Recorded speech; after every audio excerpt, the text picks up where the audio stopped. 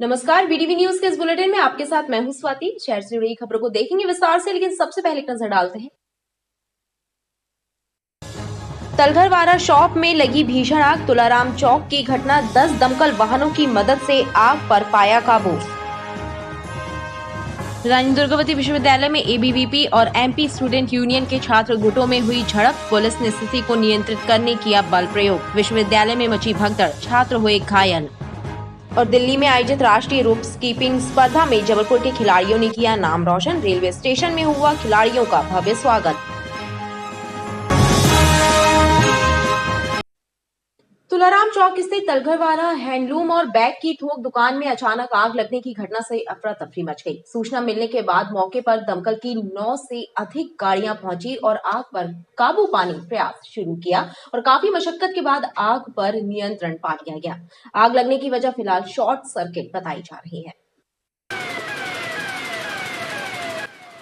तुलाराम चौक में स्थित तलघरवाड़ा मार्केट में बनी दुकान में गुरुवार की सुबह आग की लपटें उठती देख क्षेत्र में अफरा तफरी मच गई। आनन फानन में इस अग्नि हादसे की सूचना दमकल विभाग को दी गई, जिसके बाद मौके पर पहुंचे दमकल कर्मियों ने आग बुझाना शुरू किया। बताया जा रहा है कि आग इतनी भीषण थी कि एक के बाद एक फायर ब्रिगेड की लगभग 10 गाड़ियां लग गईं, जिसकी मदद से आग पर काबू पाया जा सका।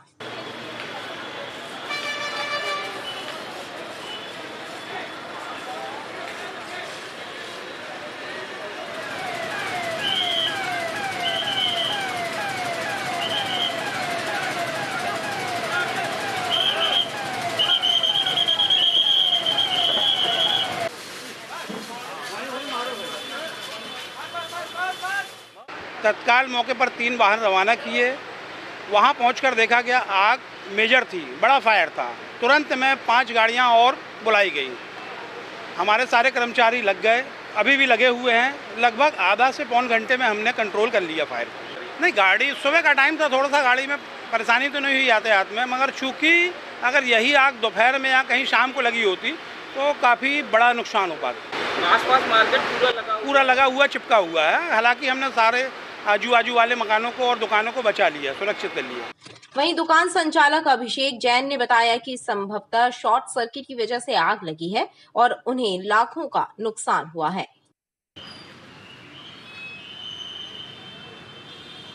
10 साल पुराने हैंडलूम और बैग का काम। हम तो रात को 1 बजे बंद करके गए थे, शायद शॉर्ट सर्किट से लगी हो। लगभग आपका कितना नुकसान होगा? ये तो अभी अंदाज़ा लगा के बताया नहीं जा सकता, लेकिन बहुत नुकसान हुआ। मैं जब सुबह 8 बजे बच्चे को स्कूल से छोड़ के आया था, जब इधर तक कोई धुआं हुआ नहीं था। उसके बाद मम्मी जी मेरी मंदिर से 9:30 बजे करीब आई तो उन्होंने देखा कि धुआं निकल रहा हुआ। रीज़न लेकर नहीं पता है कि किस कारण से हुआ है। भैया मेरे पास 10 बजे फ़ोन आया मंजीत वालों का कि बाजू में से धुआं निकल रहा है, और तुरंत भागते हुए मैं आया। मेरी बाजू में दुकान है दिगंबर लाइट्स, और देखा तो और ना शटर तोड़वा के शटर तक खुलवा के ऊपर तक पूरा व्यवस्थित करवाया। आग फैल नहीं पाई, तो पूरे ऊपर तक आग लग चुकी थी। वैसे अग्नि हादसे की खबर लगते ही भाजपा पार्षद कमलेश अग्रवाल एवं नगर निगम अध्यक्ष रिंकू विज भी मौके पर पहुंचे और उन्होंने भी इस हादसे के बारे में जानकारी दी। बहुत ही दुखद घटना है। तुलाराम चौक में तलघर वाला शॉप है, कपड़े की दुकान है, लड्डू जैन जी की दुकान है। उनकी 3 मंजिला दुकान में आग लगी है और भीषण आग लगी है, और लगभग 3 मंजिल में उसका असर है, और मेरे को नहीं लगता कोई भी सामान वहाँ बाकी होगा। दिवाली का समय है, बहुत स्टॉक होता है, उनका बहुत नुकसान हुआ। हम सब उस परिवार के साथ में आग में काबू पा लिया है, और इसकी जांच होनी चाहिए। शॉर्ट सर्किट है या क्या विषय है, इसकी जांच होनी चाहिए विधिवत। अग्नि हादसे की घटना से क्षेत्र में हड़कंप मचा रहा। शासन के द्वारा जारी फरमान के बाद पेट्रोल पंपों में भी हेलमेट नहीं तो पेट्रोल नहीं के आदेश का पालन होने लगा है, जिसको लेकर कुछ लोगों के द्वारा पंप पर विवाद भी किया जा रहा है। हालांकि अधिकांश लोग हेलमेट पहनकर ही पहुंच रहे हैं। हेलमेट को लेकर लोगों में अभी जागरूकता का अभाव नजर आ रहा है। इसका प्रमाण पेट्रोल पंपों पर दिखाई देने लगा है। पेट्रोल पंप पर बिना हेलमेट लगाए पहुंच रहे लोगों को जब आदेश का हवाला दिया जा रहा है तो उसको लेकर कुछ लोगों के द्वारा बहसबाजी भी की जा रही है। सभी लोगों को बोल रहे हैं कि बिना हेलमेट के पेट्रोल नहीं दिया जाएगा, समझाइश दी जा रही है। और जो भी आ रहे हैं बिना हेलमेट के डलवा रहे हैं, हम उनको बोल रहे हैं भैया कि बिना हेलमेट दोबारा आपको पेट्रोल नहीं दिया जाएगा। अच्छा ही है क्योंकि ये हमारी सिक्योरिटी के लिए है और अगर पेट्रोल पंप पे हेलमेट नहीं रहेगा तो लोग बिना उसके आएंगे, बिना उसके यूज़ करेंगे, तो इट्स बेटर कि हेलमेट पेट्रोल पंप के लिए भी बिल्कुल जारी करें और जो किया गया है एंड इट इज़ वेरी। वहीं कुछ पेट्रोल पंपों पर इस आदेश को दरकिनार करते हुए वाहनों में पेट्रोल भरे जाने की भी चर्चा है। नगर निगम के अन्य क्रांति विभाग से चोरी हुए एक ट्रक स्क्रैप के मामले में राजनीति गरमाने लगी है। भाजपा पार्षद दल ने निगमायुक्त से मांग की है कि उन अधिकारियों को निलंबित करो जिनकी नाक के नीचे चोरियां हो रही हैं। भाजपा पार्षद दल ने एक पत्र नगर निगम कमिश्नर शेर सिंह मीणा को सौंपा है जिसमें मांग की गई है कि अन्य क्रांति विभाग से चोरी गए एक ट्रक लोहे के मामले में सख्त कार्यवाही की जाए। उन अधिकारियों को भी निलंबित करो जिनकी नाक के नीचे चोरी की घटना हो रही है। मतलब एक तरह से अमानत में ख़यानत हो रही है कि गरीब व्यापारियों का सामान नगर निगम पर्ची कटा के लेकर आती है, रखती है कि सामान वापस देंगे, लेकिन अगर उन गरीब लोगों का सामान ही चोरी चला जाए तो इसके लिए कौन जिम्मेदार होगा। तो हमने कमिश्नर साहब से मांग की है कि ऐसे अधिकारी कर्मचारियों को तुरंत आप निरस्त कीजिए, FIR दर्ज करिए। विगत दिनों नगर निगम में रात में 2 बजे अतिक्रमण शाखा से यहाँ पे चोरी की घटना हुई और ये बहुत बड़ी घटना है क्योंकि ये CCTV फुटेज में भी आई है। यहाँ पे एक प्राइवेट गाड़ी की एंट्री होती है, उस गाड़ी में पूरा सामान भरा जाता है और उसके बाद उसको बड़े अच्छे से निकाला जाता है। निश्चित रूप से यहाँ के जो भी अतिक्रमण शाखा में अधिकारी कर्मचारी हैं उन पर कार्रवाई होना चाहिए क्योंकि ये अमानत में खयानत वाली बात आती है और लगातार इस बात को देखा जा रहा था कि अतिक्रमण शाखा में इस प्रकार की घटनाएँ पहले भी हुई हैं, मगर कल साक्ष्य मिला है, निश्चित रूप से इसमें कार्रवाई होना चाहिए। भाजपा पार्षद दल ने चेतावनी दी है कि यदि सख्त कार्यवाही नहीं हुई तो 24 घंटे बाद भाजपा पार्षद दल निगमायुक्त कार्यालय के सामने धरना देगा। दिल्ली में आयोजित हुई राष्ट्रीय रोप स्कीपिंग स्पर्धा में जबलपुर के प्रतिभागियों ने पदक जीतकर शहर और प्रदेश का नाम रोशन किया है। जीत हासिल कर शहर लौटे खिलाड़ियों का रेलवे स्टेशन पर भव्य स्वागत हुआ। दिल्ली में आयोजित हुई 3 दिवसीय रोप स्कीपिंग स्पर्धा में जबलपुर के खिलाड़ियों ने भी हिस्सा लिया और अपने खेल का शानदार प्रदर्शन करते हुए पदक हासिल किए। राष्ट्रीय स्तर पर आयोजित हुई इस प्रतियोगिता में हिस्सा लेकर शहर वापस लौटे खिलाड़ियों का रेलवे स्टेशन पर भव्य स्वागत किया गया। सभी ने विजेता खिलाड़ियों के उज्जवल भविष्य की कामना की।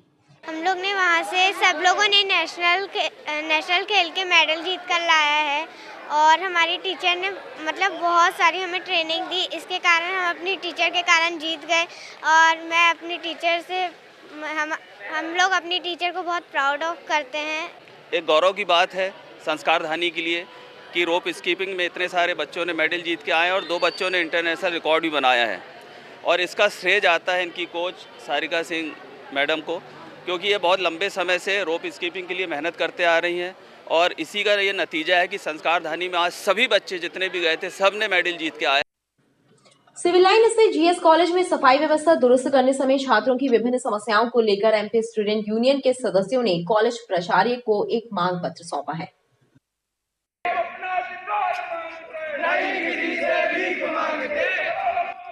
MP स्टूडेंट यूनियन के द्वारा GS कॉलेज के प्राचार्य से मुलाकात की गई और उन्हें छात्रों की विभिन्न समस्याओं से अवगत कराया गया। छात्र संगठन ने कहा कि छात्रों की समस्याओं का निराकरण गंभीरता से किया जाए ताकि वो बिना तनाव के अध्ययन कर सके। इसे प्रमुख रूप से छात्रों की 75% अटेंडेंस कंपलसरी की जाए एवं अन्य जो मुद्दे शौचालय, वाटर कूलर और लाइब्रेरी के थे उसको लेकर आज प्रिंसिपल महोदय से निवेदन किया है कि इन पर शीघ्र ही कार्रवाई की जाए, अन्यथा मध्य प्रदेश छात्र संघ उग्र आंदोलन के लिए बाध्य होगा। इस मौके पर बड़ी संख्या में संगठन के सदस्य मौजूद रहे।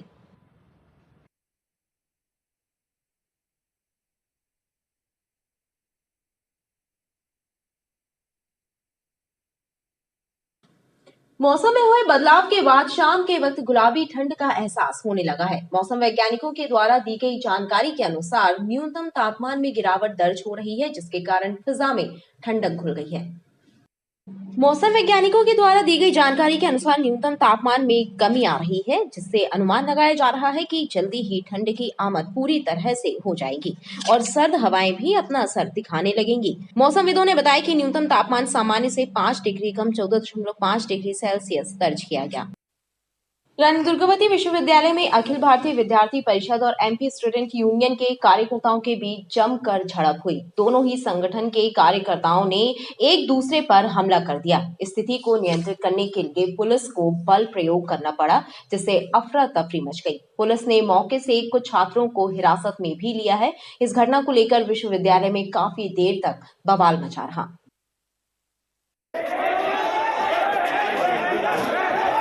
रानी दुर्गावती विश्वविद्यालय में ज्ञापन देने पहुंचे अखिल भारतीय विद्यार्थी परिषद और एमपी स्टूडेंट यूनियन के पदाधिकारी व कार्यकर्ता आपस में भिड़ गए।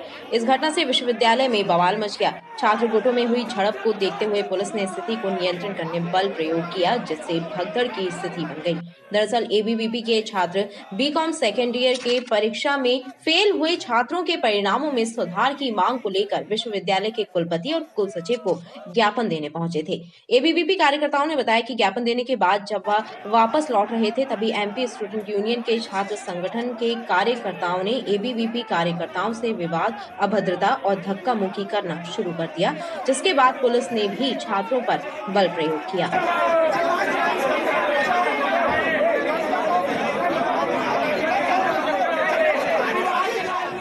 हमारा विवाद किसी प्रकार का नहीं था। हम अपना प्रदर्शन करने गए थे, परंतु देखे तो दो छात्र संगठन वहां पे आके हमारे प्रदर्शन को खराब करने की कोशिश कर रहे थे। परंतु जो हम लोग प्रदर्शन करके बाहर आ रहे थे, उन छात्र संगठनों ने विद्यार्थी परिषद कार्यकर्ताओं पर टिप्पणी कर रहे थे और उन पर बेल्ट चलाना चालू कर दिया। इधर पुलिस अधिकारियों का कहना है कि छात्रों में हुए विवाद को शांत कराने पुलिस ने हल्का बल प्रयोग किया, जिसके बाद अब स्थिति सामान्य है। दोनों छात्र गुटों में किस बात को लेकर विवाद हुआ, इसका भी पता लगाया जा रहा है। विवाद का कोई ऐसा स्पष्ट कारण नहीं है। अभी हम यहाँ पर हैं, पता लगा रहे हैं, उसके बाद आपको दो पक्षों के बीच में हुआ सर? नहीं, इसमें एबीवीपी और एमपीएसयू स्टूडेंट्स यूनियन के छात्रों के बीच कुछ विवाद की स्थिति थी, जिसको पुलिस के द्वारा रोका गया है और अभी स्थिति सामान्य है। बल प्रयोग भी किया गया? ऐसा कोई बल प्रयोग नहीं किया गया है। नहीं, ऐसा कोई बल प्रयोग नहीं किया गया है। इधर पुलिस द्वारा कुछ छात्रों को हिरासत में लिए जाने की बात सामने आई है। एबीवीपी कार्यकर्ताओं ने पुलिस द्वारा छात्रों पर किए गए बल प्रयोग को लेकर भी आक्रोश जाहिर किया। खबरें लगातार जारी हैं, आप देखते रहिए पीटीवी न्यूज। कांग्रेस नेता पूर्व मुख्यमंत्री कमलनाथ ने भाजपा सरकार पर तंज कसते हुए कहा कि कमीशन दो, ठेका लो, ये खेल मध्य प्रदेश में चल रहा है। प्रदेश के हर वर्ग का व्यक्ति परेशान है। किसानों के साथ धोखा हुआ है और उन्हें समर्थन मूल्य नहीं मिल रहा है। कांग्रेस के प्रदेश अध्यक्ष और पूर्व मुख्यमंत्री कमलनाथ का पनागर आगमन हुआ, जहां उनका जमकर स्वागत हुआ। आम सभा को संबोधित करते हुए कमलनाथ ने कहा कि प्रदेश भाजपा सरकार और केंद्र सरकार के खिलाफ लोगों में आक्रोश व्याप्त है। बढ़ती महंगाई और बेरोजगारी ने लोगों का जीना दुभर कर दिया है। भाजपा पर तंज कसते हुए कमलनाथ ने कहा कि मध्य प्रदेश में कमीशन दो, ठेका लो, ये खेल चल रहा है। किसान सहित हर वर्ग के लोग परेशान हैं। ये जो भीड़ और ये उत्साह और जोश देख रहे हैं, ये कमलनाथ के प्रति नहीं है, ये इनका आक्रोश है आज की सरकार, आज की शासन का। आज के नौजवान, आज के नव पीढ़ी समझ रहे हैं कि उनके भविष्य के साथ कैसे खिलवाड़ किया गया। आज मध्य प्रदेश का हर वर्ग परेशान है। बड़ी बड़ी घोषणाएं हो जाती हैं, बड़े बड़े कार्यक्रम, शासकीय कार्यक्रम हो जाते हैं। आज इस सभा में कोई शासकीय मदद से ये भीड़ नहीं जुड़ी। आप सब इसके गवाह हैं। कमलनाथ ने कहा कि राहुल गांधी की भारत जोड़ो यात्रा को पूरे देश में विकट समर्थन मिल रहा है। मैं 3 दिन पहले राहुल जी की यात्रा में, भारत जोड़ो यात्रा में शामिल हुआ था और मुझे आश्चर्य हुआ, मुझे ताज्जुब हुआ, जो उत्साह और जो जोश है मैंने अपने राजनीतिक जीवन में नहीं देखा। आज आम जनता मध्य प्रदेश की, हमारा किसान भटक रहा है, किसान के साथ अन्याय, समर्थन मूल्य की घोषणा होती है, पर यहाँ मंडी का क्या हाल है, उप मंडियों का क्या हाल है। आज सब योजनाएं रुकी पड़ी हैं।